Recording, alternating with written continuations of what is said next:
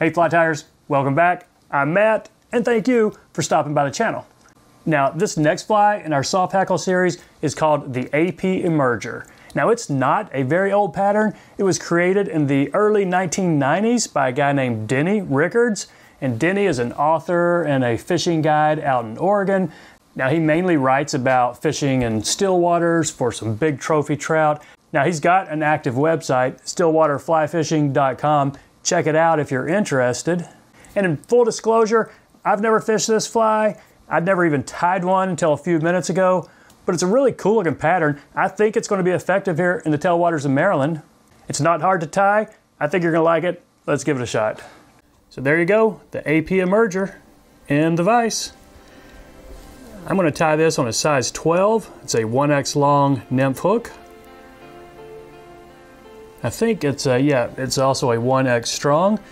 Now I'm going to put down a base of 0.15 weight, about half the length of it. Now I don't even take it off my spool, I just hold it in my hand, and I'm going to put whatever half the length is, 8 or 10 wraps.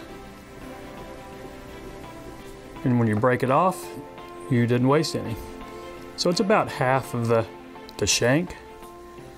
And I'm going to put down brown 70 denier UTC. I'll put a little dam in the back, take it up over the weight, put another dam in the front, then bring it back to the tail.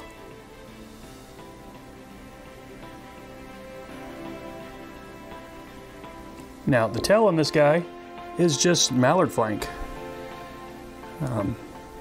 Natural color, so it's a light gray. I'm going to take some really long of these fibers right here, a good 10 or 12 of them, and snip them off. Now it's tied in at least as long as the tail. I mean, as long as the body. The few pictures I've seen of this guy has a very long tail. So let's take a couple of wraps right there. And we can use this excess to try to help smooth out this body between the hook and the weight right here. So there you go, right there. I think that's going to be fine. Now the next component, wire rib. I'm using a UTC in size small.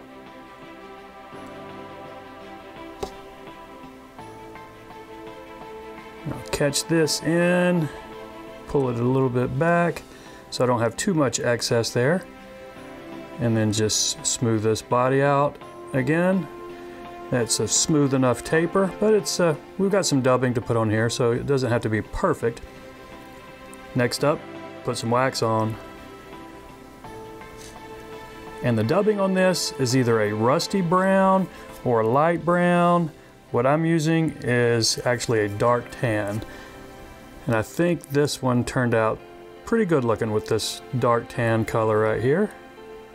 You don't have to put too much on. We're going to only put the dubbing up maybe 2/3 toward the front of that weight, because we've got some Peacock herl for a thorax. So lay it down and get a little taper if you can.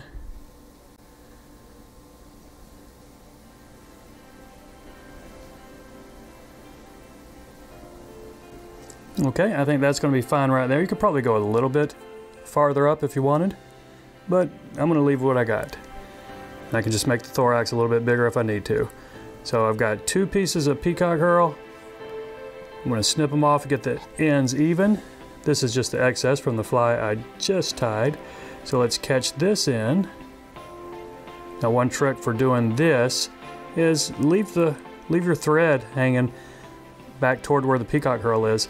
That way when you wrap them, you don't have to spin it as a rope. You just wrap them and you push that thread forward when you get up there to it, and it will keep your herls from, spreading apart on you. Okay, I think that's going to be fine right there. We have to leave a little bit of room, but not a lot. We're putting a Partridge hackle on the front, and that thorax is just maybe slightly thicker than the body. Now I'm going to counter wrap this rib.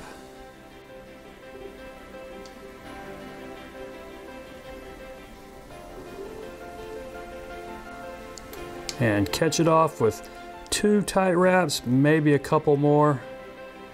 So yeah, let's do 2 or 3 more just to get this wire really locked in before we spin it off. I'm going to put some tension on my thread while I spin this off. Now I'm going to take my partridge, just the smallest sliver, Hungarian partridge, one of the side feathers right there.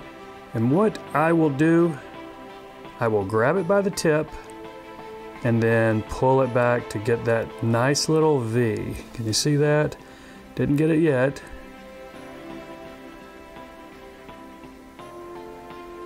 But okay, there's a nice tie-in point right there.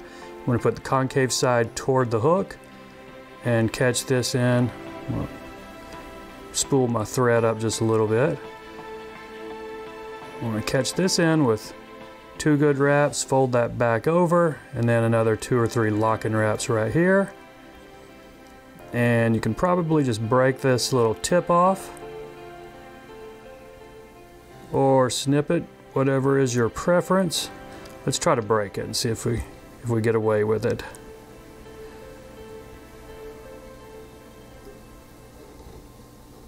Didn't do a very good job at that, so let's take our scissors.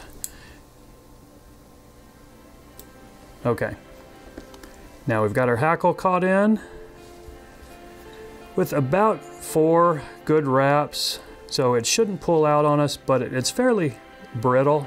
This partridge is not real strong stuff, so you can't put a whole lot of tension on it.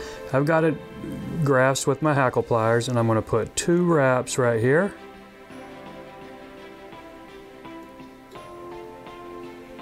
Just kind of pull these back as I wrap it, kind of help them get situated. And that is going to be enough. My thread is too far forward, so I'm going to back it off 2 turns. Now my thread is right there at the catch-in point. So I'm going to zigzag this through here with 2 securing wraps. Now, you know what? I don't think that is enough. So this happens. I'm going to undo these securing wraps, and I'm going to put 1 more turn of hackle on here.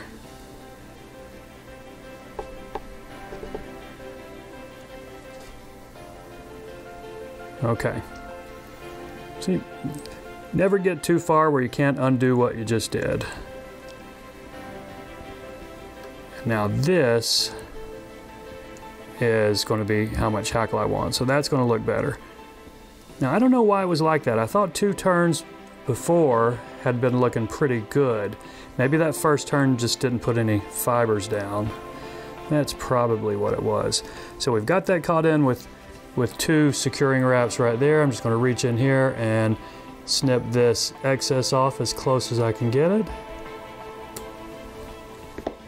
And that is a good amount of hackle. That's what I like.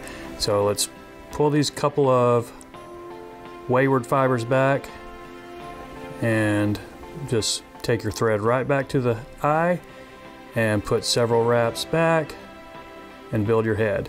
You don't have to worry about, you know, these fibers laying flat against the body. You kind of want that. It's not a dry fly, it's soft hackle. So there we go. That's going to look good. Now let's put our whip finish on it. And then our head cement or UV resin and the AP emerger is done.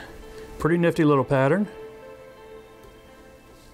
Pretty easy to tie, despite the mistake I made there, but we recovered and fixed that just fine.